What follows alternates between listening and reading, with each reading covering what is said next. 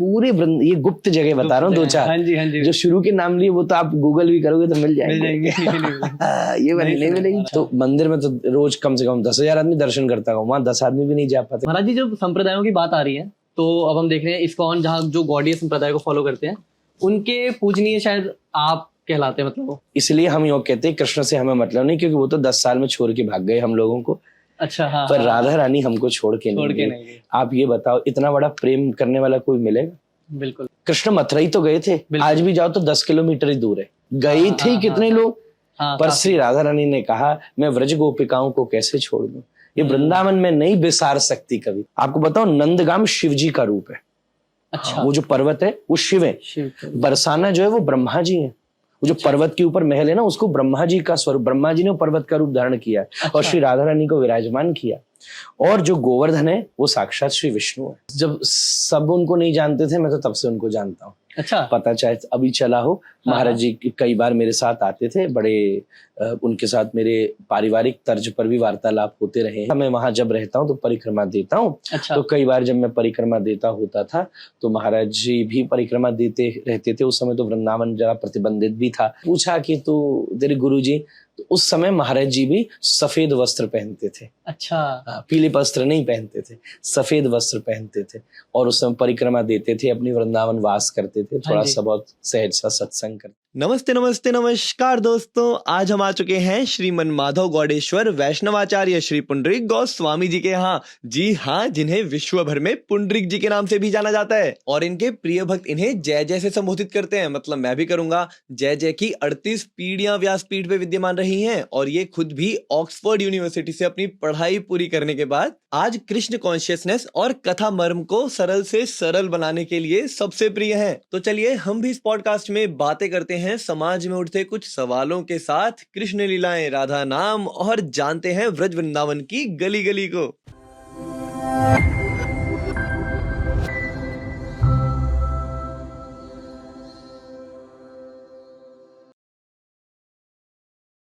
नमस्कार महाराज जी। नमस्कार भैया, राधे राधे। राधे राधे, स्वागत है आपका बतलाइए कि इस एपिसोड में हम काफी बातें करना चाहेंगे, काफी कुछ आपके विचार जानना चाहेंगे। तो महाराज जी, शुरू कुछ इस तरह करते हैं कि कृष्ण की लीलाओं पे, श्री कृष्ण की लीलाओं पे अक्सर काफी सवाल उठते हैं। उन्हें चोरी करते हुए दिखाया जाता है, उन्हें रास करते हुए दिखाया जाता है और इसी पे अब आप कहिए कि हंसी मजाक या हास्य तौर पे गाने भी बनाए जाते हैं। तो लोग इनका भी आनंद लेते हैं, पर कई लोग इन्हीं का बखान करते हैं कि ऐसे क्यों बनाना है आपको, मतलब वो भगवान है, आराध्य हैं, आप ऐसे क्यों देख रहे हैं। तो आप कृष्ण लीलाओं को किस रूप में देखते हैं? देखिए, बहुत सुंदर बात आपने कही और मैं प्रत्येक अपनी कथा में इस बिंदु को अवश्य छेड़ता हूँ। अच्छा। तो मेरा ऐसा मानना है कि भगवान श्री कृष्ण निश्चित आराध्य हैं और किसी के आराध्य बनाने से वो आराध्य नहीं होते और आराधना नहीं करने से उनकी आराध्यता कम भी नहीं होती। वो तो है, सूर्य तो सूर्य ही है। तुम पानी नहीं भी चढ़ाओगे तो भी वो सूर्य है, पर्दा लगा दोगे तो भी वो सूर्य है, पर्दा हटा दोगे तो भी वो सूर्य है। तो अपने बेनिफिट होगा अगर विटामिन डी चाहिए तो कि आप उसके नीचे बैठिए। तो मेरा ऐसा मानना है कि भगवान श्री कृष्ण की जो लीलाएं उनमें बड़ी गंभीरता है। अच्छा। उनको केवल एक डायमेंशन से नहीं देखा जा सकता, वो ऑलवेज मल्टी डायमेंशनल है। भगवान तो 16 कला संपन्न है। अच्छा। इसलिए ये माखन चोरी लीला, पहली बात तो अगर हिस्टोरिक फॉर्मेट से देखा जाए तो श्री कृष्ण 5, 6, 7 साल के बच्चा है। देखो भैया, एक और बात सूरदास जी ने लिखी है, 9 लाख गैया थी नंद बाबा की। 9 लाख। हाँ, तो चोरी के विषय को जरा ध्यान से समझना होगा। अच्छा। अपने पास कोई चीज नहीं है और हम दूसरे के यहाँ से लें तो ये चोरी का एक विषय होता है। तो श्री कृष्ण के यहाँ तो दूध दही माखन की नदी बहती है। हाँ। तो फिर वो चोरी क्यों कर रहे हैं? तो एक तो विषय ऐसा है कि गोपी के मन में ये भाव होता था कि श्री यशोदा मैया का इतना प्यारा बालक है जो स्वयं भगवान है उसकी, वो तो जानती है, तो हमारे घर में ठाकुर जी पावे। अब वो पवावे कैसे? तो वो प्रार्थना करती थी, तो ठाकुर जी ने उन गोपियों की मनो इच्छा को पूरा करने के लिए इस माखन चोरी लीला को क्रिएट किया। जिससे वो ये भी ना लगे कि उसने कोई ऑफर की है भगवान को चीज और भगवान ले रहे हैं, और वो लगे बच्चों का खेल और उससे भगवान भी सब पर कृपा कर सके और गोपियों को भी भगवान को माखन खिलाने का अवसर बन जाए। ये तो वही लीला वाली बात। अच्छा। दूसरी बात तो हिस्टोरिक बात जो मैंने आपसे कही, 5-6 वर्ष का बच्चा तो किसी के दूसरे के घर में आप बालक को ले जाओ, तो आप इधर उधर होगे तो वो दूसरे घर में भी अपने घर जैसे खेलने लग जाता है, दूसरी की चीज उठा लेता है। छोटे बच्चों को मॉल्स या शॉपिंग स्टोर पे ले जाओ, उनको क्या पता ये खरीदना है, तो वो उठा लेता है। तो ये तो रही दूसरी बात। अब तीसरी बात एक ये है कि माखन चोरी एक सोशल रेवोल्यूशन है। कैसे? कि उस समय आप देखिए, भागवत में वर्णन आता है कि श्री कृष्ण भी 6 दिन के नहीं हुए और नंद बाबा को मथुरा भागना पड़ा। अच्छा, ये लिखा है कि उनको टैक्स देना है, कर देना, ये वर्णन है। पूतना जब आई थी ना, श्री कृष्ण 6 दिन के थे। अच्छा, और उस समय नंद बाबा वहां नहीं थे। अच्छा, नंद बाबा भागे मथुरा कि भाई कंस का कर देना मुझे। इससे ये चीज दर्शाई गई है कि उस समय राजकीय शासन जो था कंस का, उसमें उसके अंदर आने वाली जो लोग थे उनके प्रति उसका कितनी दहशत थी, या टैक्स को लेकर के वो कितना ज्यादा ऐसा था, क्योंकि टैक्स से उसका राज्य चलता था। कि कहीं नंद बाबा, जिसका नंद उत्सव आज तक हम लोग मनाते हैं, उन्हें वो नंदोत्सव छोड़कर उसका कर देने जाना पड़ा। तो उस समय गोधन होता था, आपने शब्द सुना होगा। तो गोधन क्यों होता था? क्योंकि दूध, दही, माखन, ये सब जो डेयरी थी, ये व्रज क्षेत्र का बहुत बड़ा कारोबार था। अच्छा। जो नंद बाबा या वृषभान जी का परिवार है ना, ये वैश्य कुली है। अच्छा, ये वैश्य कुल है, अगर हम वर्ण से देखें तो इन सबका ही आदान प्रदान होता था। जैसे कहने की बात है, चलो सखी माँ चलत हैं जहां बसत ब्रजराज, और दधि वेचन सो हरि मिले सखी एक पंथ दूकाज। तो सब दूध, दही, माखन का ये एपी सेंटर था। अच्छा। तो उसमें कंस ने इतना हैवी टैक्स लगा रखा था, इतना हैवी टैक्स लगा रखा था कि एक घर में होने वाला प्रोडक्शन 60-70-75% तक टैक्स के रूप में मथुरा में दिया जाता था। जिससे माल न्यूट्रिशन फैलने लगा। मैं आज के हिसाब की बात करूं आपको, जैसे श्री कृष्ण बोलते हैं, हे मनसुखा, तू ये तन सुखा कैसे हो गया? कि तेरी ये क्या हुआ? सब खाने पीने की वो आ गई ये चीज। तो भगवान श्री कृष्ण बोले, हमारी मैया है भाई, हमारे लिए माखन बनता है, हमारी गैया हम चराते हैं, तो हमारे माखन पर हमारा अधिकार है। अच्छा, ये आवाज उठाने वाले भी, ये आवाज उठाए, एक बहुत बड़ा सोशल पॉलिटिकल मूव है श्री कृष्ण का वहां उस समय अपने राज शासन के द्वारा किए जाने वाले शोषण के खिलाफ। ऐसा ही नहीं है। अच्छा, रासलीला ऐसे ही नहीं है। तो पहली तो बात रही इन चीजों की। अब आपने कहा कि उसको एंटरटेन की तरह कहा जाए, मुझे कोई समस्या नहीं लगती अगर आप उसके ऊपर सीरियल्स बनाते हैं, गाने बनाते हैं, आप उसका पिक्चर, क्योंकि हमारे यहाँ लीलाएं तो होती रही हैं। जब तक टीवी नहीं था तब तक स्टेज शोज कह लीजिए आज के हिसाब से। मैंने ऐसा सुना जो पहली रामायण बनी थी वो अभी भी सुपर हिट क्यों है? क्योंकि देश के रामानंद सागर जी ने देश के 100-200 महात्माओं को उसकी स्क्रिप्ट भेज के चेक कराया। मेरे दादाजी के पास भी उसका एक विभाग आया था। अच्छा, आपके दादाजी के पास? दादाजी के पास, ऐसा वो मुझे कहते थे। उन्होंने सब बड़े बड़े संतों ने उस चीज को देख कर कि उसमें कुछ भी अशास्त्रीय न हो। अच्छा। और आज देखिए उसकी ऑथेंटिसिटी इतनी अच्छी थी कि इतने सालों के बाद भी कोविड के टाइम पर वो उसने वर्ल्ड रिकॉर्ड क्रिएट कर दिया। थोड़ा सही बात है। तो अगर आप केवल मनोरंजन की भावना नहीं, इसको सही आज आदमी ऑथेंटिक चीज चाहता है, कौन नहीं चाहता है बताओ? बिल्कुल। युवा भी चाहता है, हर आदमी चाहता है ठीक चीज उसको मिले। तो आप केवल उसको वायरल होने के लिए, या केवल एक जैसे उल्टा चलता हाथी भीड़ इकट्ठी कर लेता है फिर पिटता भी वही है बाद में। तो इस भावना से अगर आप करेंगे तो मैं तो उसको मनोरंजनात्मक दृष्टि नहीं है होनी चाहिए, जिससे हम उसको मैनिपुलेट करें। मैनिपुलेशन नहीं होना चाहिए। उन लोगों को इसके लिए, जैसे कॉस्ट्यूम के लिए कॉस्ट्यूम एक्सपर्ट देखा जाता है, मेकअप के लिए मेकअप एक्सपर्ट देखा जाता है, कैमरा और प्रोडक्शंस के लिए उसका एक्सपर्ट देखा जाता है, उसी प्रकार से एक शास्त्र के विधिवत एक्सपर्ट को, जो आपका फिल्म का गाना लिख रहा है, आप उसी से भजन लिखाएंगे तो फिर वासना उपासना में अंतर कैसे आ जाएगा? सही बात। उनको ये नहीं पता कि तिलक कौन सा लगाना, किसी को कुछ लगा दे रहे हैं, किसी को कुछ लगा दे रहे हैं। तो ये बहुत छोटी सी चीज है। और आज शादी ब्याहों में फिल्मी माहौल सबसे ज्यादा प्रभावी है। बिल्कुल, आपने देखा होगा। तो पंडित से ज्यादा लोग कैमरामैन की सुनते हैं कि फिर से माला पहनाइए, ये पहनाइए, वो पहनाइए। तो इस वजह से थोड़ी सी ऑथेंटिसिटी ले आइए इसमें जी। तो फिर श्री कृष्ण तो सबसे बड़े हीरो हैं भाई, श्री राम तो सबसे बड़े हीरो हैं। क्या समस्या? अभी जैसे नई रामायण बनी तो भाई जरा सा आप समझ लेते उसके विषय में कि ये आदि पुरुष है कि अनादि पुरुष है। जरा सा समझ लेते तो बात ही दूसरी हो जानी थी। कौन नहीं स्वीकार कर? मैं देखने गया था। अच्छा, आपने मैं बिल्कुल देखने गया था, पर मुझे बाद में ये लगा कि इसकी जरूरत ही क्या थी भाई। जरा सा आप उसको थोड़ा सा और शास्त्रीय बना लेते, थोड़ा सा उसमें भावना और भर लेते। बताओ, सीता जी का हरण हुआ, राम जी को फर्क ही नहीं पड़ा, ऐसा पता ही नहीं चला। हाँ। ऐसे वीएफएक्स का हम क्या करेंगे? तो बस इतना सा हमको उसमें प्रावधान चाहिए। बिल्कुल, मतलब आप कह रहे हैं कि जोड़ घटा ना करके ऑथेंटिक भी दिखाओगे तब भी चलेगा? नहीं, जोड़ घटा तो सब करते हैं। देखो, हम लोग भी कथा में जोड़ घटा करते हैं। पर जो जोड़ना और घटाना है वो भी तो कम से कम शास्त्रीय विधान के अनुसार करिए ना। सही बात। सब रामायण शतकोटि अपारा, हजारों ने रामायण लिखी है और सबने जोड़ घटाई है। अच्छा। जैसे वाल्मीकि रामायण ने केवट के ऊपर कुछ खास नहीं लिखा। अच्छा, वाल्मीकि। हाँ, और तुलसीदास जी ने तो केवट को हीरो बना दिया है जी, पूरा। तो जोड़ घटा तो सभी कर रहे हैं। पर आप जो बेसिक प्रिंसिपल और फिलोसफी ऑफ द स्क्रिप्चर है, जो रियल मैसेज है, उसको थोड़ा ना बिगाड़ सकते। बिल्कुल बिल्कुल बिल्कुल महाराज जी, ये बात है। अच्छा, हम अभी इसी श्रेणी में रहते हैं। वहीं पे जब कृष्ण की गोपियों के संग लीलाएं देखी जाती है और राधा के संग देखी जाती है स्पेशली, तो कई बार हमारे दर्शक और सब में ये कंफ्यूजन रहती है कि शादी तो नहीं हुई, हमने तो नहीं देखी, बट कई जगह ये बोला जाता है कि हुई है, इस लोक में हुई है, हर लोक में होती है। क्या मतलब, क्या कृष्ण और राधा का मिलन कभी हुआ? हमको राम के विषय में, कृष्ण के विषय में, वराह के विषय में, सबके विषय में, राधा के विषय में भी कोई ऐसा तो है नहीं कि हवा से बात सुनने में आ गई। मिली तो हमको शास्त्रीय पद्धति से। तो हमारे धर्म में सबसे बड़ी समस्या है कि 80% बातें सुनी सुनाई बातों से लिप्त है। अच्छा, हमने शास्त्र तो देखा ही नहीं ठीक से। अगर हम शास्त्र देखते तो हमें कोई समस्या नहीं होती। तो शास्त्र में पूरी कथा का विधिवत वर्णन है।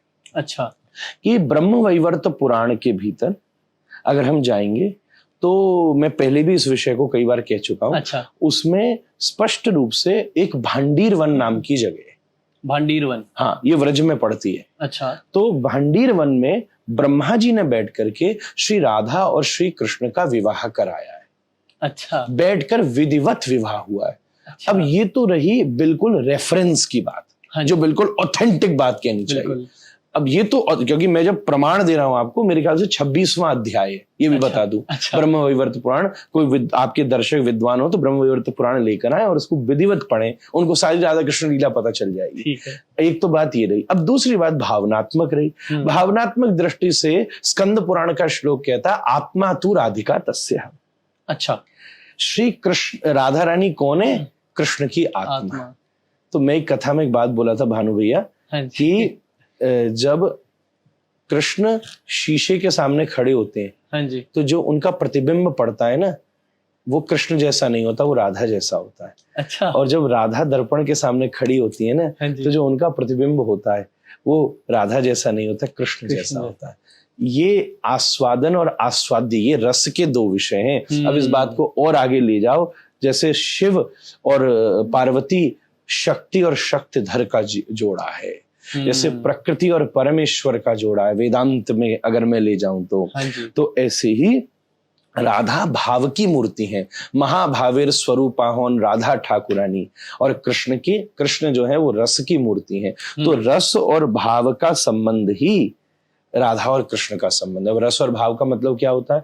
आपका जिससे जैसा भाव होगा वैसे आपको उससे रस की प्राप्ति होगी। आप, एक स्त्री बैठी है, अच्छा, चार तरफ उसके चार पुरुष बैठे हैं, सामने पिता है, बगल में भैया है, पीछे पुत्र है, इस तरफ पति है। तो चार भाव है। बिल्कुल। चारों का उस भाव के अनुसार संबंध भिन्न है, उससे प्राप्त होने वाला अनुभव भिन्न है, चारों का रस भिन्न है। बस यही तो संवेदन, यही तो छोटी छोटी सी चीजें हैं। तो कृष्ण की आत्मा को राधा कहते हैं। अच्छा। आत्मा तू राधिका तस्य, स्कंद पुराण का श्लोक है जी। तो राधा कृष्ण ये एक मन दो तन है। यहाँ एक और बात है, विवाह तो सामाजिक वस्तु है, लौकिक वस्तु है। मैं ये नहीं कह रहा कि राधा कृष्ण में विवाह नहीं हुआ, अवश्य में विवाह हुआ। अच्छा। पर दूसरे नंबर की बात यह है कि ऐसा समझिए, आहा, एक बड़ी गजब की बात सूझी मुझे। हाँ जी। ऐसा समझिए, एक एक्टर है, अच्छा, उसका रियल लाइफ में शादी होती है और उसकी फिल्म में कितनी शादी होती है? कई सारी, 50 शादी होती है। तो जो श्री कृष्ण की रियल लाइफ की शादी है वो राधा रानी के साथ है। अच्छा। और जो रियल लाइफ की शादी है वो 16,108 है। जो द्वारिका में भगवान श्री कृष्ण लीला कर रहे हैं वो तो हजारों लीला कर रहे हैं। इसीलिए जब ऑफ सेट कोई एक्टर दिखता है तो रियल वाइफ के साथ दिखता है, इसलिए हर मंदिर में जब कृष्ण दिखता है तो राधा के साथ। अरे, ये बिल्कुल लिंक कर गया। महाराज जी, जब मैं ब्रज के कई लोगों से मिलता हूँ और थोड़ी बहुत बात छेड़ने की कोशिश करता हूँ तो उनका बड़ा ऐसा तो मत आता है कि भाई हमारी तो आराध्य राधा रानी है, कृष्ण को इसलिए पूछते हैं हम क्योंकि वो राधा से जुड़े हैं। हाँ। तो इतना राधा, सिर्फ राधा नाम अकेले का इतना महत्व कैसे? अरे वो तो शास्त्रों ने बखाना है भाई। अच्छा। कहाँ नहीं लिखा है? और ये बात तो हम क्यों नहीं कहेंगे, हमारे ठाकुर जी भी राधा रमण है, पहले तो राधा ही है। तो जो राधा रानी के साथ रमण करते हैं इसलिए हम ठाकुर जी को पूजते हैं। तो सही बात तो ये है, शास्त्रों में ऐसी ऐसी महिमा लिखी है। हाँ जी। जब राधा कुंड में बैठे भगवान शंकर मुनिंद वृंद वंदते त्रिलोक शोक हारिणी प्रसन्न वक्त्र पंकजे निकुंज भू बिलासिनी ब्रजेंद्र भानुनंदनी ब्रजेंद्र सोनु संगते कदा करिष्यसि हमाम कृपा कटाक्ष भाजनम। ये श्री राधा कृपा कटाक्ष स्तोत्र है। अच्छा। जो कि जिसके निर्माता भगवान शंकर है। अच्छा, भगवान शंकर ने बैठ करके इस स्तोत्र का गायन किया। ऐसे समझिए कि शक्ति और शक्तिधर का जोड़ा होता है। एक शक्तिधर की परमात्मा की अनंत शक्तियां हैं, उनमें एक माया शक्ति है जी, जो माया शक्ति संसार का निर्माण करती है। उसी में शक्तियों में जो सर्वोत्तम शक्ति है वो शक्ति है जिसको हम बोलते हैं सेल्फ प्लेजर पोटेंसी अंग्रेजी में। अच्छा। जो शक्ति भगवान अन्य के लिए नहीं, जो शक्ति केवल भगवान अपने लिए प्रयोग में लेते हैं। अच्छा। जैसे कोई सही बात तो ये है कि घर में ड्राइंग रूम तो दूसरे के लिए होता है, बेडरूम हम अपने लिए बनाते हैं। हाँ जी। तो उसी प्रकार से ये बड़ी टेक्निकल बात मैंने आपसे छेड़ ली, जरा समझने वाले आदमी को दिमाग लगाना पड़ेगा। पर जैसे भगवान की अनंत शक्तियां हैं, हाँ जी, उसमें माया शक्ति के द्वारा तो वो संसार का निर्माण करते हैं। तटस्था शक्ति ही संत महंत इन संत गुरुओं के रूप में प्रकट होती है, शास्त्रों के रूप में प्रकट होती है। उसी में एक शक्ति होती है आह्लादिनी शक्ति। अच्छा। आह्लादिनी शक्ति कौन होती है? जो कि स्वयं भगवान अपने लिए उसका निर्माण करते हैं। तो या भगवान के लिए जो उपस्थित हो, उस आह्लादिनी शक्ति का ही स्वरूप श्री राधा रानी है। इसलिए भैया अगर आपकी पीएम के साथ पहचान हो तो 10 राष्ट्र के एमपी तो ऐसे ही आपसे पहचान बना लेंगे। सीधी सी बात इतनी सी है। बस इसलिए अगर हमारी राधा रानी से आपकी कृपा बरस जाए, और उनके लिए व्रजवासी क्यों ऐसा करते हैं? क्योंकि भैया राधा रानी बड़ी करुणामयी है। और एक बात और अंतिम बात बता दूं, इसलिए हम योग कहते हैं कृष्ण से हमें मतलब नहीं, क्योंकि वो तो 10 साल में छोड़ के भाग गए हम लोगों को। अच्छा। हाँ। पर राधा रानी हमको छोड़ के नहीं। आप ये बताओ, इतना बड़ा प्रेम करने वाला कोई मिलेगा? बिल्कुल। जो जिसके बिना कृष्ण आधा हो, जो कृष्ण के बिना आधा हो। कृष्ण मथुरा ही तो गए थे, आज भी जाओ तो 10 किलोमीटर ही दूर है। आज अगर कोई आपसे प्रेम करता होगा तो वो जाएगा तो कहेगा चलो हम भी चलते तुम्हारे साथ। गए थे कितने लोग, पर श्री राधा रानी ने कहा मैं व्रज गोपिकाओं को कैसे छोड़ दूं, ये वृंदावन में नहीं बिसार सकती कभी। इस वृंदावन में आप कृष्ण जैसे हो वैसे आप कहीं और नहीं हो।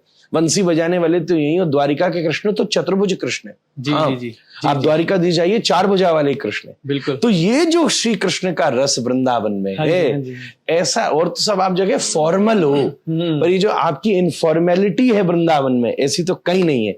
इसलिए भैया मैं तो वृंदावन नहीं जाऊंगी, राधा रानी ने हम लोगों को संभाला, इसलिए तो हम अपनी अधिष्ठात्री राधा रानी की जय जयकार करते हैं।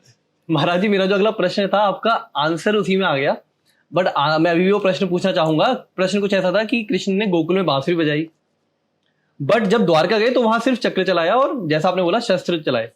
तो क्या हमारे आज के युवाओं को, ये थोड़ा डीप क्वेश्चन है, हमारे आज के युवाओं को अगर द्वारकाधीश बनना है तो क्या उस राधा और बांसुरी को छोड़ना ही पड़ेगा? नहीं, ऐसा कुछ नहीं है। श्री कृष्ण ने राधा रानी को तो कभी नहीं छोड़ा। ऐसी कथा आती है कि एक बार श्री नारद जी श्री कृष्ण से द्वारिका में मिलने गए। अच्छा। उनको कहीं द्वारिका में कृष्ण मिले ही नहीं। हाँ। सब जगह कहाँ गए वो पता नहीं कहाँ गए सब खोज, इतना बड़ा परिवार। तो जब नारद जी द्वारिका के महल से बाहर जा रहे थे, रूप गोस्वामी जी ने ये कथा लिखी है। अच्छा। तो जब वो बाहर जा रहे थे उन्होंने देखा बाहर एक झोपड़ी बनी हुई है भैया। हाँ जी। तो ये इतने बड़े सोने के महल के बाहर कौन सा विरक्त बैठा है? वहां जाके देखा। हाँ। तो श्री कृष्ण आंख बंद किए बैठे थे ध्यान में, ऐसे। अच्छा। बिल्कुल मोरपंख जीना वृंदावन का उन्होंने श्रृंगार कर रखा था। हाँ जी। बंसी त्यागी, बंसी तो साथ होती, बंसी धारण नहीं करते थे।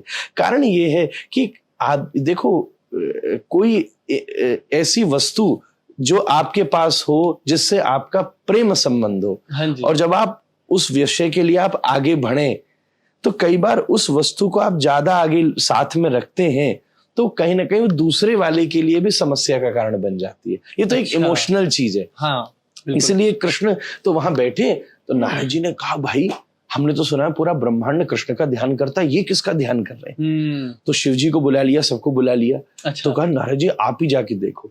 तो जैसे नारद जी अंदर गए झोपड़ी में और कान के पास मुंह के पास कृष्ण के कान लगाए तो कृष्ण कह रहे थे श्री राधा श्री राधा श्री राधा श्री राधा श्री राधा।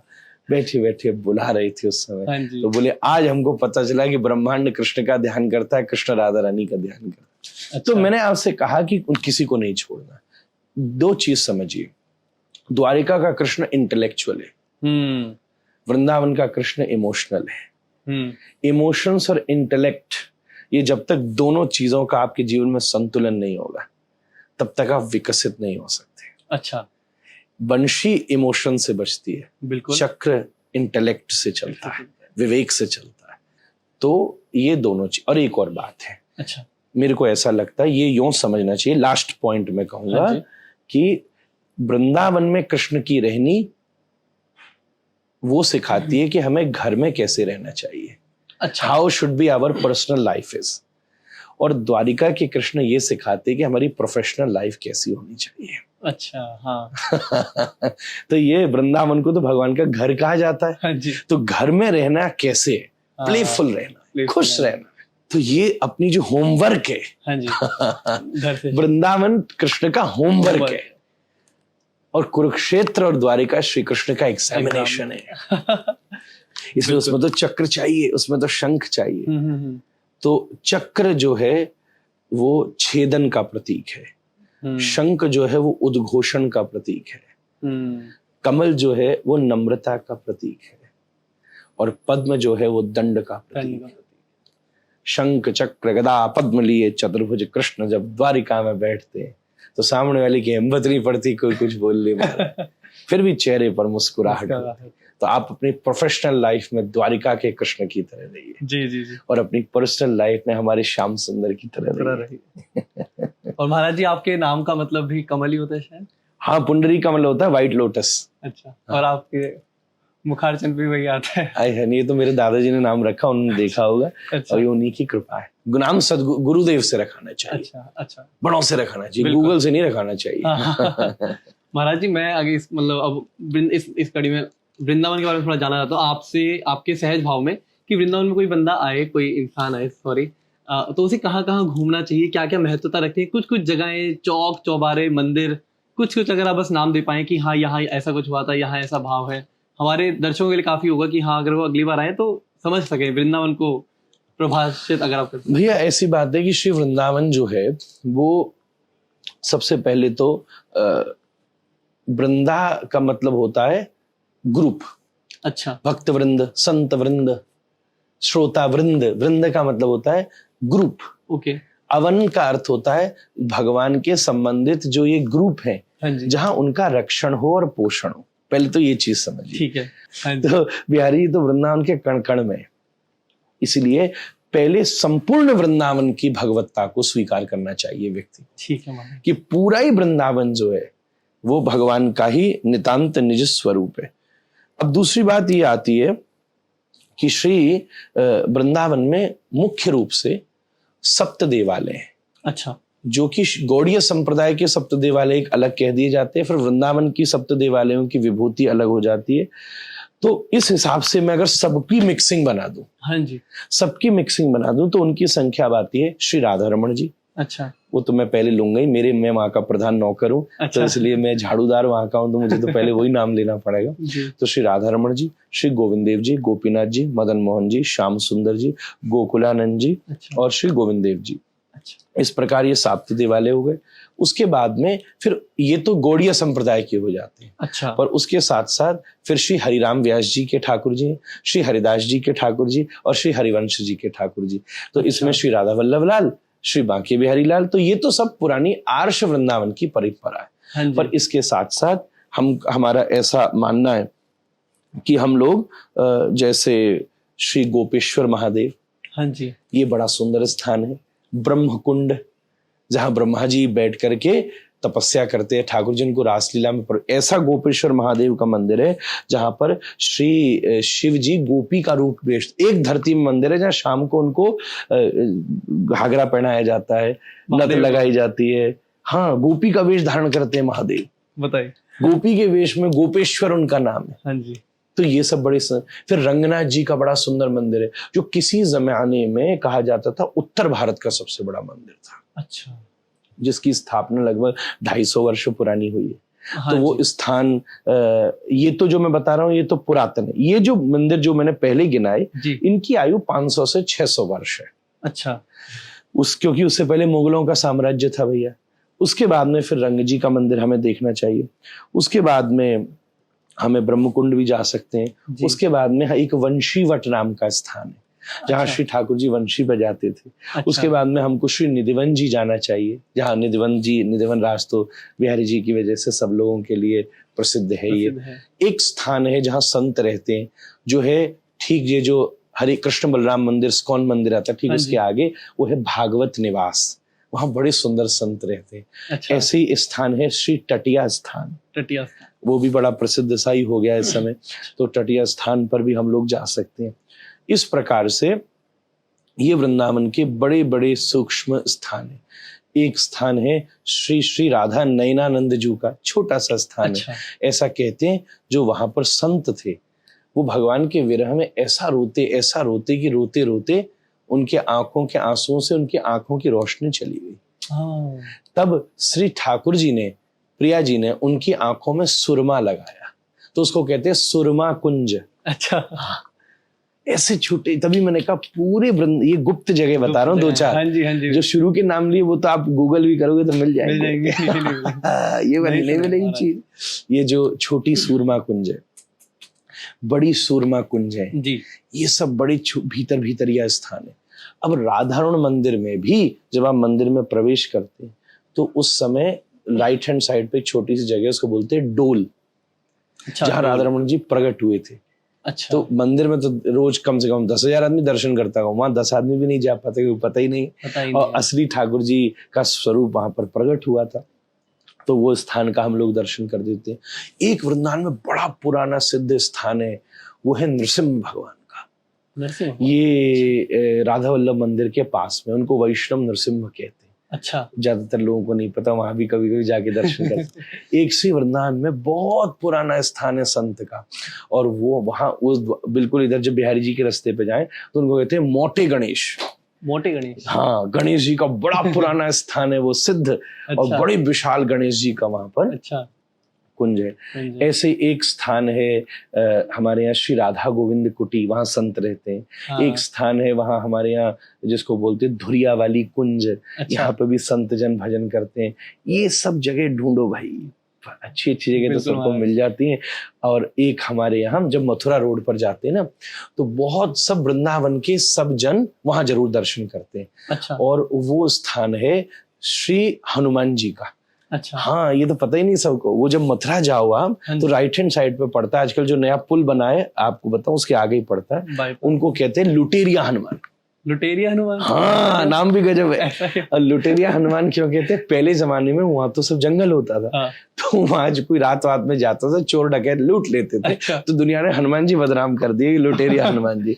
पर वहां की ऐसी कहनी है, अभी कोई मूल वृंदावन का ब्रजवासी होगा ना जो वहीं रहता है, ये बाहर वाले नहीं जो आए 2-4 साल से, जो खानदानी वहां रहते हैं, अपने घर में कोई नया वाहन खरीदते हैं। हाँ। तो सबसे पहले श्री लुटेरिया हनुमान जी को जाके प्रणाम करते हैं। ये सबको नहीं पता बाहर। अच्छा। हमारे यहाँ कोई नया साइकिल भी आवे, स्कूटर आवे, कोई गाड़ी आवे, ठाकुर जी के आवे, तो लुटेरिया हनुमान जी के। ऐसे एक स्थान है वृंदावन में जिसको हम बोलते हैं कात्यायनी जी का मंदिर। अच्छा। हाँ, जो कहते हैं गोपियों ने कात्यायनी जी की पूजा करी थी और कात्यायनी जी ने आशीर्वाद दिया था और भगवान ने वचन दिया था कि मैं शरद पूर्णिमा की रात्रि में तुम्हारे साथ नृत्य करूंगा। अच्छा। तो वो कात्यायनी जी का भी मंदिर वृंदावन में बहुत प्रसिद्ध है। अच्छा। खास लोकल सब ब्रजवासियों के। इस तरीके से वहां जाके हम लोगों को जरूर दर्शन ऐसे करना चाहिए। मूल में बात करूं तो वृंदावन के साथ साथ ब्रज का भी दर्शन करना चाहिए। अच्छा। सारा ब्रज ही वृंदावन का स्वरूप है। तो मैंने एक छोटी सी लिस्ट बनाई थी। अच्छा। और मैं लेके आया था, तो मैं आपको बता दूं, आपके दर्शक उससे प्रसन्न हो जाएंगे। जी महाराज जी। तो हमारे ब्रज में 12 कुंज हैं जी। पुष्पकुंज, फलकुंज, रसकुंज, मधुकुंज, गोकुंज, द्वारकुंज, नवकुंज, शशिकुंज, प्रेमकुंज, सिद्धव कुंज, लक्ष्मी कुंज, तुलसी कुंज। अच्छा। तो कभी एक यात्रा बनाइए कि हम 12 कुंजों का दर्शन करें, कोई आवे। फिर उसके बाद में हमारे ब्रज में 7 समुद्र हैं। 7 समुद्र। हाँ। अच्छा। एक है ध्रुव सागर, एक है गोपाल सागर, कनक सागर, गोप सागर, वैकुंठ सागर, लक्ष्मी सागर और क्षीर सागर। अच्छा। यहाँ जाके कभी एक यात्रा बनाइए। हाँ। यहाँ से जाओ, 3-4 दिन रहेंगे, सागरों का दर्शन करेंगे। हाँ। उसके बाद में हमारे ब्रज के 12 अधिवन है।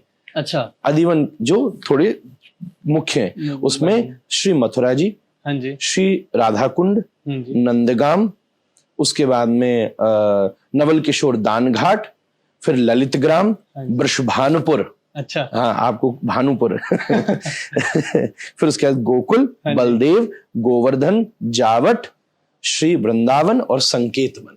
अच्छा। इनको मुख्य वन कहते वृंदावन के, इसलिए ये 12 मुख्य वन है।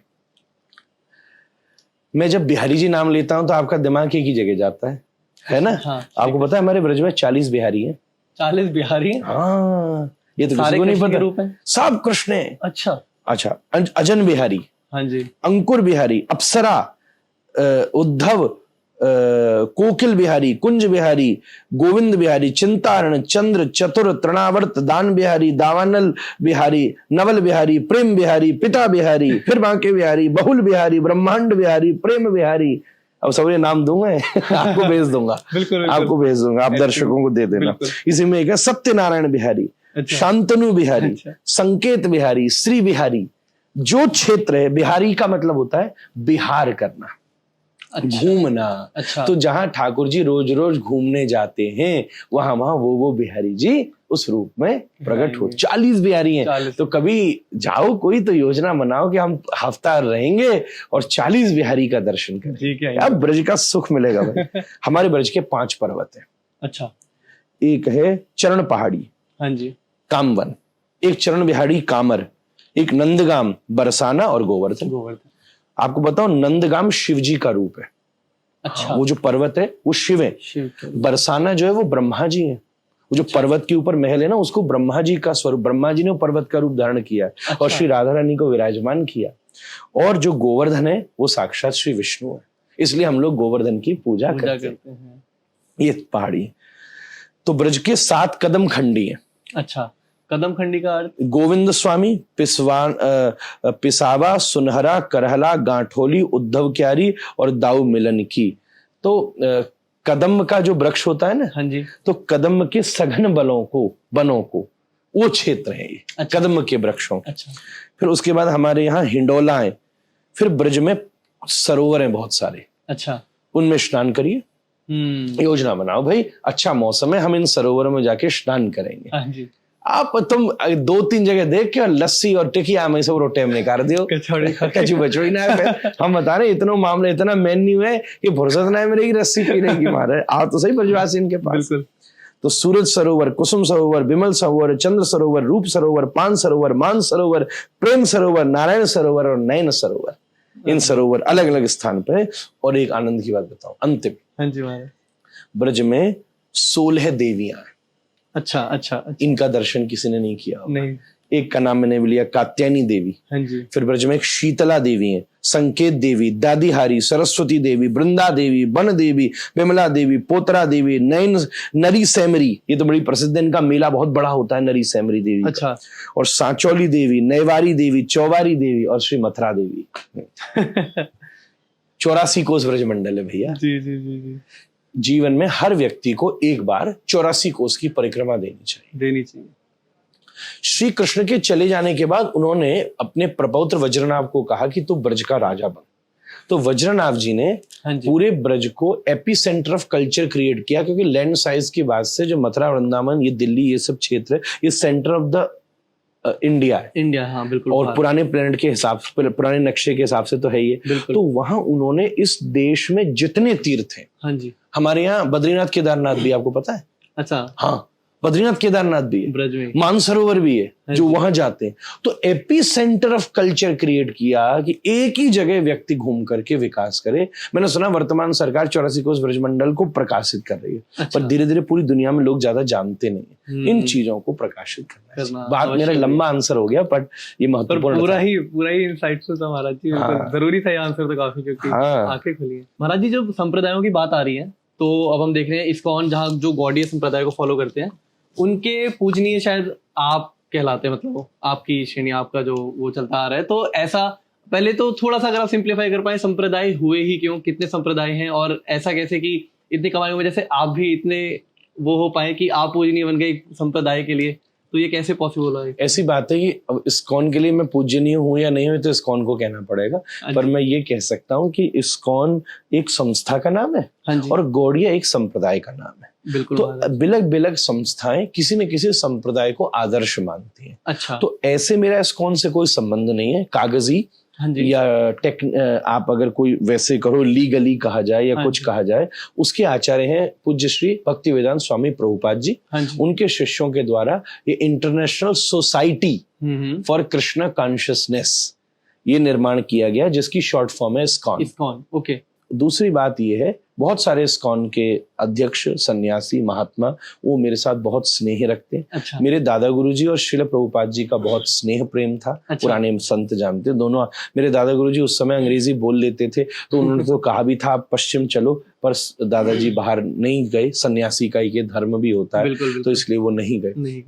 दूसरी बात आपने पूछी संप्रदाय क्या होता है। हाँ जी महाराज जी। तो संप्रदाय के लिए टेक्निकल मैं आपको बात बताऊं, देखो जब भगवान आते हैं, हाँ जी, तो भगवान धर्म की स्थापना करते हैं। यदा यदा ही धर्मस्य ग्लानिर्भवति भारत। भगवान ने कहा धर्म संस्थापनार्थ, मैं धर्म का संस्थापन करता हूं। अब दूसरी बात है कि ऐसा शास्त्र में लिखा है कि लक्ष्मी, शिव, हाँ जी, सनकादिक, अच्छा, ब्रह्मा जी, ये सब जब लोग आते हैं तब आप सब लोग आकर उस धर्म को संस्थागत बनाते हैं, संप्रदाय रूप में परिणत करते हैं। इसी प्रकार से हमारे यहाँ 4 वैष्णव संप्रदायों की स्थापना होती है। अच्छा। तो जो लक्ष्मी है वो रामानुज श्री संप्रदाय को स्थापित करती है। अच्छा। ये वहां से शुरू हो रही है। तो जिनके रामानुजाचार्य जी हैं, जैसे आप समझते हैं, जो लाल रंग का तिलक लगाते हैं, बिल्कुल। तदोपरांत जो सनकादिक हैं, उन सनकादिकों के द्वारा निम्बार्क संप्रदाय पता है, जिसमें आप काले रंग का बिंदी देखते हैं या इस तरीके से तिलक आता है, वो श्री संप्रदाय, वो निम्बार्क संप्रदाय है जिसका प्रारंभ सनकादिकों के द्वारा होता है। उसी प्रकार से रुद्र के द्वारा संप्रदाय शुरू होती है विष्णु स्वामी। अच्छा। और विष्णु स्वामी की ही फिर आगे एक बात आती है वल्लभ संप्रदाय, जिससे अच्छा। श्रीनाथ जी हैं, वल्लभाचार्य जी हैं, उसके मूल श्री विष्णु स्वामी हैं।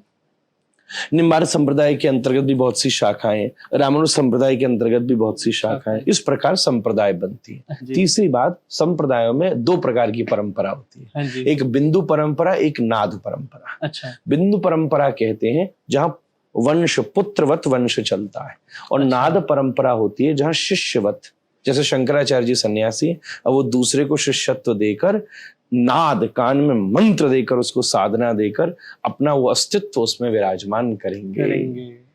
जैसे जगन्नाथ जी का कलेवर बदलता है, कहीं कहीं दोनों चलती है। जैसे हमारे यहाँ बिंदु और नाद दोनों चलता है। पुत्र भी होना चाहिए पर शिष्य भी होना चाहिए। अच्छा। अगर पुत्र है पर दीक्षा कहीं और हो गई है उसकी, तो हम फिर अपनी संप्रदाय का आगे नहीं ले जा सकते। हाँ। इस प्रकार से ये परंपराओं का प्रवाह इस प्रकार से चलता चला आता है। इस क्रम से राधा रमण जी की गोपाल भट्टी परंपरा में गोस्वामी परिवार है, मैं उस परिवार का एक सदस्य हूं। तो ऐसा नहीं कि मैं ही आचार्य हूं, कई बार प्रसिद्धि के चक्कर में लोग ज्यादा गड़बड़ कर देते हैं, सोचते हैं कि मैं ही हूं। ऐसा नहीं है, सारा परिवार ही उसका आचार्यत्व स्वीकार करता है। पर एक प्रकार से गुरु जी की कृपा से मुझे उसका जरा ज्यादा दायित्व मिल जाता है, तो मैं जरा ज्यादा बात रख लेता हूँ। इस कारण से थोड़ा सा मुझे प्रधानता बन जाती है। जी जी जी। जो जहां ये वर्णन है कि लक्ष्मी, रुद्र, शिव, ब्रह्मा से पार्षद जब आते हैं तो संप्रदाय बनती है, भगवान जब आते हैं तो धर्म संस्थापन होता है। अच्छा, ये अच्छा। समझो सरल बात में। तो पार्षदों में ब्रह्मा जी से मध्य संप्रदाय से गौड़ीय संप्रदाय, ये मेरी परंपरा है। समझ गया। अब ऐसे ही आपकी थोड़ी निजी जीवन में से आप आए थोड़ा, तो महाराज जी, अक्सर आपको श्री धीरेन्द्र शास्त्री जी के साथ भी काफी देखा जा रहा है आजकल, है ना, बागेश्वर बाबा जी के साथ हमारे, तो और उनपे भी कई ऐसे अक्सर आते हैं, आलोचन आते हैं, सवाल आते हैं कि कैसे जान सकते हैं, कैसे सिद्धि, इतनी कम आयु में इतनी बड़ी सिद्धि कैसे हो सकती है, क्या ये पॉसिबल है, नहीं है? बुद्धिजीवी, आप बड़े पढ़े लिखे, आप कुछ भी कहिए, सबकी जब वो अपना कॉन्शियस माइंड से सोचते हैं तो उनके माइंड में यही थॉट आता है कि कैसे पॉसिबल है। आपका क्या कहना है? आपका पहले निजी क्या व्यवहार कैसा है? ऐसा है कि मैं जब सब उनको नहीं जानते थे, मैं तो तब से उनको जानता हूँ। अच्छा। पता चाहे अभी चला हो, महाराज जी कई बार मेरे साथ आते थे, बड़े उनके साथ मेरे पारिवारिक तर्ज पर भी वार्तालाप होते रहे हैं। अच्छा। और बहुत समय पहले से वे धीरे धीरे उनकी प्रसिद्धि भी जैसे जैसे बढ़ती चली गई, फिर भी हमारा एक सहज सा उनके प्रति एक स्नेह सा है, वो सदा सा बना रहता है। मुझे सबसे बड़ी अच्छी बात ये लगती है, और वो है उनकी नम्रता। वो बड़े सरल हैं। ये बात हमने देखी है, जो कि बड़े कई बार उपलब्ध और प्रसिद्ध होने के बाद आज की दुनिया में जो बड़ी कठिनाई से मिल जाती है। तो मैंने उस एक चीज को मैं बड़ा उनको कहता हूँ कि मुझे ये चीज अच्छी लगती है, और ये भगवान आप में सदा कायम रखे। अच्छा। ये मैं उनके लिए प्रार्थना भी करता रहता हूँ।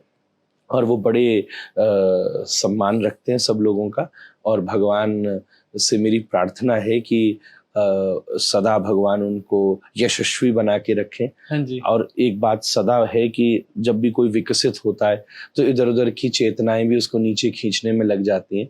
तो भगवान उनके चरित्र को, उनके स्वभाव को, उनके विकास को, हाँ सभी को सदा श्रेष्ठ बनाए। मेरी राधा रमण जी के साथ यही उनके प्रति कोटि कोटि प्रार्थना है। मेरे प्रति वो मेरी आयु में मुझसे छोटे हैं। अच्छा। बहुत ज्यादा छोटे हैं। हाँ, तो इसलिए मुझे अपने बड़े भाई की तरह वो मानते हैं। ये उनकी उदारता ही है। हाँ जी, हाँ जी।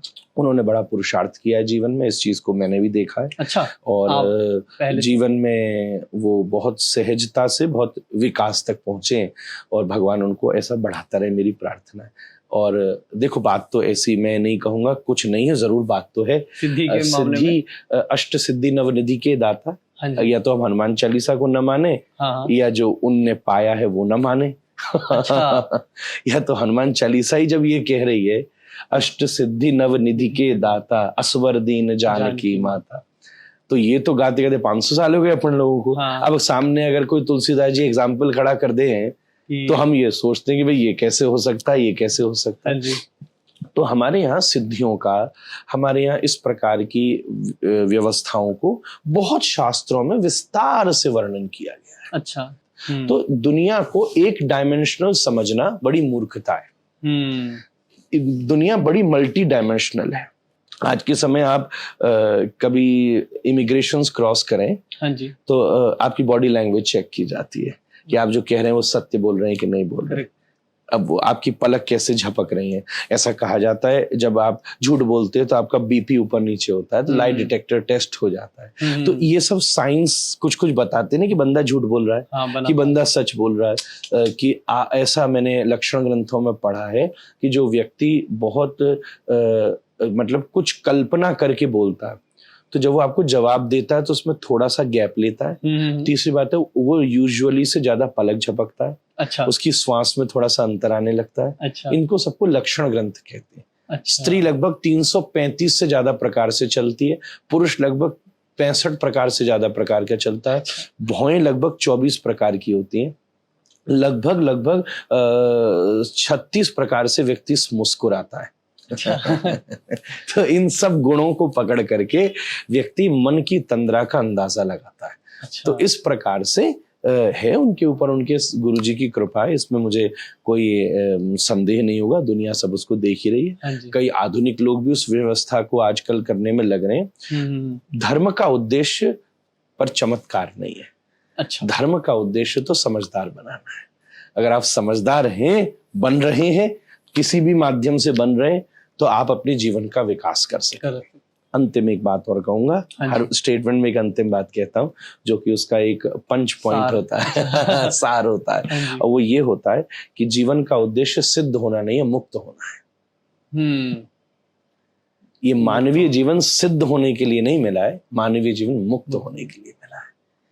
सिद्ध तो शेर के जैसी शिकार की सिद्धि आपके पास नहीं है, मछली के जैसी तैराकी की सिद्धि आपके पास नहीं है, चिड़िया की जैसी उड़ने की सिद्धि आपके पास नहीं है, चींटी के जैसी नगर निर्माण की सिद्धि आपके पास नहीं है, हाथी के जैसे परिवार को संभालने की सिद्धि आपके पास नहीं है, और सर्प जैसा एकांत अकेला रहने की सिद्धि, सर्प सदा अकेला रहता है, सर्प जैसे अकेले रहने की सिद्धि हमारे पास नहीं है ना। बड़ी से बड़ी सुदृढ़ आग में भी आग से बचने की सिद्धि जैसे चूहे के पास है, ऐसी हम लोगों के पास नहीं है। तो सिद्धि अपने अपने क्षेत्र की हर व्यक्ति परिपक्व कर लेता है। अब बात सिद्धि प्रसिद्धि तक ले जाती है, पर निवृत्ति जो है वो मुक्ति तक ले जाती है, और प्रवृत्ति जो है वो प्रीति तक ले जाती है। अच्छा। इस कड़ी में बस अगर हम प्रेमानंद महाराज जी से जुड़ी कुछ बातें जानते हैं, आप उनसे मिले हैं कभी? आप नहीं, मैं परिक्रमा देता था कई बार। अच्छा। तो ये भी कोविड के समय की बात है, क्योंकि हम लोग तो बंजारे लोग हैं यार, इधर से उधर डोलते रहते भानु भैया।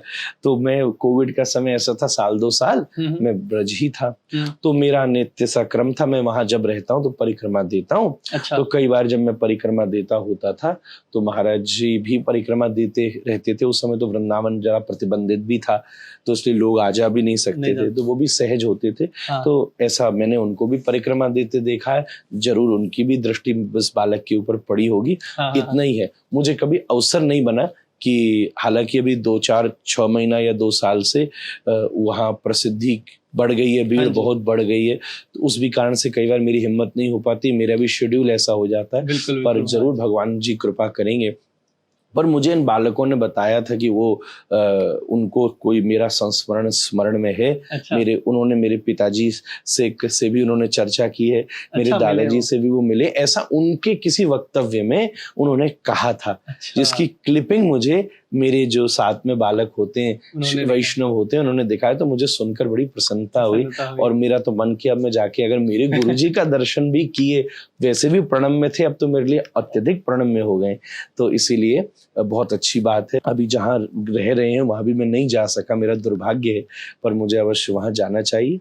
आप श्री राधा वल्लभ संप्रदाय के विरक्त महापुरुष हैं। राधा वल्लभ मंदिर है, राधा वल्लभीय संप्रदाय है, हित हरिवंश महाप्रभु के अंतर्गत आपकी दीक्षा, और बहुत वर्ष, हाँ, उनका एक शिष्य है। अच्छा। जो अब तो थोड़े से विरक्त रूप में रहने लगा, पर उसने मुझे आज से 15 वर्ष पहले महाराज जी का परिचय दिया था, जब तक कोई नहीं जानता। 10 वर्ष कहूंगा, 10 वर्ष, हाँ, 2011 में। अच्छा। 2011 में वो शिष्य मेरे साथ 1 साल चलता था। अच्छा। तो मैंने उसको पूछा कि तू, तेरे गुरुजी, तो उस समय महाराज जी भी सफेद वस्त्र पहनते थे। अच्छा। पीले वस्त्र नहीं पहनते थे, सफेद वस्त्र पहनते थे, और उस समय परिक्रमा देते थे, अपनी वृंदावन वास करते थे, थोड़ा सा बहुत सहज सा सत्संग करते थे, मदन टेर की तरफ होते थे उस समय।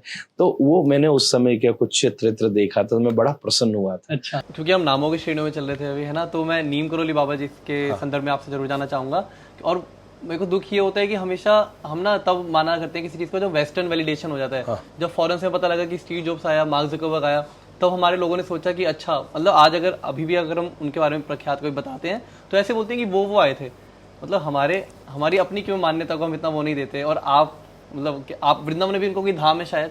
हाँ, वृंदावन में तो बहुत पहले से, वृंदावन के तो सब लोग पूज्य बाबा को बहुत पहले से जानते हैं जी, क्योंकि वृंदावन में उनका स्थान भी है। अच्छा। हम लोग जब वृंदावन की परिक्रमाएं देते हैं तो दाऊ जी का मंदिर पड़ता है ये, उसके पहले श्री नीम करोली बाबा का आश्रम भी है। अच्छा। तो वृंदावन के लोग तो सब पहले से ही उस विषय से परिचित है। उसके पीछे बहुत सारी मीडिया की बात हो, ये तो एक थोड़ा भारतीयों का अंग्रेजों की वजह से ये एक थोड़ा स्वभाव है। जी। जब योग होता है तब कोई नहीं देखता, पर योग में जब अमेरिका का आ घुस जाता है ना, योगा तो सब करने लग जाते हैं। ऐसे ही जब निर्वाण, हमारे यहाँ श्री कृष्ण ने 5000 साल पहले शब्द का प्रयोग किया निर्वाण गीता में। हाँ जी। और जब बुद्ध ने प्रयोग किया 500-700 साल पहले, पर जब निर्वाण में निर्वाणा लग जाता है ना। हाँ। अमेरिका का जब आग घुस जाता है तब दुनिया कहती है वाह बड़ी गजब की चीज है। पूज्य श्री नीम करोली बाबा सिद्ध महापुरुष है, हनुमान जी की उन पर कृपा है।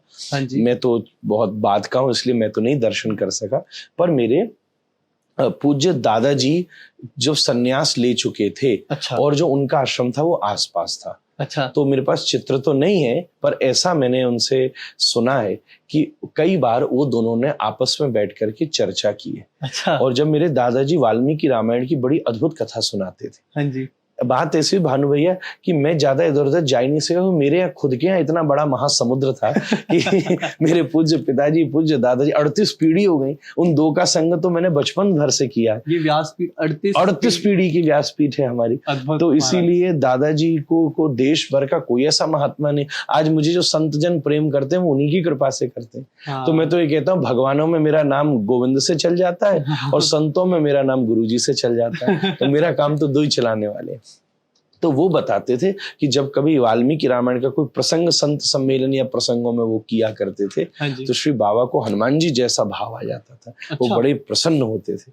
तो ऐसी चीजें मैंने कई बार उनसे सुनी। अच्छा महाराज जी, हम थोड़ा अंतिम उसमें जाते हैं क्योंकि समय की थोड़ी पाबंदी है, तो हम थोड़े जल्दी जल्दी क्वेश्चन लेते हैं। अच्छा। तो कुछ ऐसा शुरू करेंगे कि मतलब शायद इसका आंसर भी बहुत लंबा हो सकता है, पर आप कोशिश करिएगा छोटे में देने का, कि उस युद्ध भूमि में शायद अर्जुन को समझाना आसान नहीं रहा होगा कि अपने तातश्री काका भाइयों को मारना, पर कृष्ण की वो कौन सी एक बात थी कि ये ध्यान रखो और कर दो हमला? परम धर्म। अच्छा, कि स्वधर्म परधर्म हाँ जी में गणित होती है, परम धर्म में कोई गणित नहीं होती। आप कह रहे छोटा, मैं एक ही शब्द में जवाब दे दिया, परम धर्म। बिल्कुल, ये आपने जस्टिफाई कर दिया रैपिड फायर को। महाराज जी, महाभारत के युद्ध में कोई किरदार ऐसा था जो पूर्णतः सही या पूर्णतः गलत था? कभी कोई जीवन में पूर्णतः सही पूर्णतः गलत नहीं होता। अच्छा। और सदा ये देखा जाता है परसेंटेज ज्यादा कहाँ है।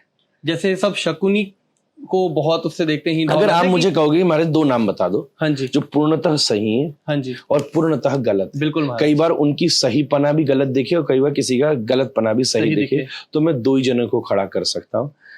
अगर पूर्णतः गलत कोई महाभारत में है तो धृतराष्ट्र है। धृतराष्ट्र, अच्छा। हाँ, धृतराष्ट्र से ज्यादा गलत कोई नहीं हो सकता। अच्छा। हाँ, कई बार साइलेंट पात्र भी बड़ा खतरनाक होता है। हाँ जी। हाँ, तो अगर पूर्णतः गलत कोई है तो धृतराष्ट्र है, और पूर्णतः सही अगर कोई है तो मैं कई बार कोशिश कर लूं, पर मुझे कृष्ण के अलावा कोई देख ही नहीं सकता। महाराज जी, इनके अलावा कोई एक किरदार हम आपसे लेके जाएंगे श्री कृष्ण के अलावा, जिसने कम गलती आपको लगता है आपके। और वही हमारा अगला प्रश्न भी है कि आपका पसंदीदा किरदार कौन है, अगेन कृष्ण के अलावा, क्योंकि वो तो मुझे उससे पूछो ही मत, सच्ची कह रहा हूं। पूर्णतः अगर सही कोई है, हाँ जी, पूर्णतः सही, पूर्णतः शब्द आपने प्रयोग कर दिया। हाँ जी। अगर पूर्णतः शब्द प्रयोग नहीं करते तो मैं कृष्ण के अलावा किसी का चुनाव करता। ठीक है। पर अगर पूर्णतः सही कोई है तो वो श्री कृष्ण ही हो सकते हैं, वो पूर्ण ब्रह्म है। पूर्णमदः पूर्णमिदं पूर्णात् पूर्णमुदच्यते। ठीक है, ठीक। पूर्णतः सही की परिभाषा को छोड़ के अगर हम सिर्फ आपका पसंदीदा किरदार श्री कृष्ण के अलावा? अर्जुन। अर्जुन, ठीक है। क्योंकि वो बड़ा अद्भुत है, वो चरित्र में बड़ा श्रेष्ठ है, वो उसके अंदर शिष्यत्व है, उसके अंदर कोमलता भी और कठोरता भी। वो बीच में है, दो उससे छोटे हैं, दो उससे बड़े हैं। तो एक्सट्रीमिस्ट नहीं है। समत्वम योग उच्चते, गीता ने कहा है, समत्वता योग है, तो समत्व में रहता है। ठीक है। महाराज जी, आपने मुझे बोला कि 7 दिन की भागवत कथा सुननी होगी। बहुत छोटा सा मेरा अपना जिज्ञासा सा प्रश्न है कि 7 दिन ही क्यों होते हैं? क्या 7 दिन का भी कोई महत्व है? वैसे भागवत का अनुष्ठान 1 महीने का भी होता है। अच्छा। ऐसी गीता प्रेस की पुस्तक में पीछे ये वर्णन दिया गया है। लगभग उसमें 70-80 प्रकार के अनुष्ठान लिखे हैं। अच्छा। 21 दिन का किस लिए होता है, 22 दिन का किस लिए होता है, 5 दिन का किस लिए होता है, उसमें 1 महीने का भी होता है। अच्छा। 1 वर्ष का भी होता है। अच्छा। ऐसे पर प्रसिद्ध कहा अच्छे से सुनना तो 7 दिन सुन लीजिए। लेट्स डू दिस कोर्स की 7 दिन की दवाई जो है वो आपके मन को शुद्ध कर सके। कल मैंने इस पर बहुत व्याख्या की थी कथा में। तो ये बात यूं मैं अगर सरल बात कहूं तो ये 7 दिन ही इसीलिए हैं क्योंकि सब कुछ 7 ही दिन में तो होता है। जी महाराज जी, बहुत बहुत धन्यवाद बताइए कि इस श्रेणी के इस एपिसोड में आने का। आज मुझे बहुत ज्यादा फील हो रहा है कि समय कितना कीमती, इतना कम हो सकता है, क्योंकि अभी भी बातें इतनी है, शब्द मतलब क्वेश्चन इतने हैं, क्वेरी इतनी है, डाउट सजेशन मतलब सब चीजें हैं मेरे पास इतनी सारी। बट वही है कि समय की शायद पाबंदी है। फिर मिलेंगे, मैं कोशिश करूंगा इसका सेकंड पार्ट हम कर सके जल्द ही। जरूर, जब आप कहेंगे मैं राधा रमण जी हम दोनों के बीच में रहे, सदा रहे, इनको मैं प्रणाम करूं। और आपका नाम भानु है और हमारी राधा रानी भानु नंदिनी है। इसी भाव से मैं आपको याद रखूंगा। और जब आप आज्ञा करेंगे अच्छी संवाद करेंगे। आज जगत को कन्वर्जन नहीं कन्वर्सेशन की जरूरत है, उसी बात पर हम आगे बढ़ेंगे। आपका धन्यवाद, आनंद आ गया आज। जय जय श्री राधे। जय जय श्री राधे। आशा करता हूं आपको भी अच्छा लगा होगा। अब किसी क्वेरी, फीडबैक या क्वेश्चन के लिए कमेंट्स में राधे राधे लिख के जरूर पूछिएगा। मैं पुंडरीक जी का समय तो नहीं ले सकता, बट उनके शिष्यों का समय लेके जरूर रिप्लाई करूंगा। और हाँ, हमारे चैनल को सब्सक्राइब भी कर लीजिएगा। राधे राधे।